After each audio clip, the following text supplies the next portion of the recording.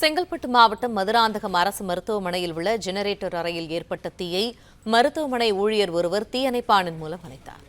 இது தொடர்பான கூடுதல் தகவல்களை எமது செய்தியாளர் சத்யசீலன் வழங்க கேட்போம். சத்யசீலன், விரிவான தகவல்கள் என்ன? வணக்கம்.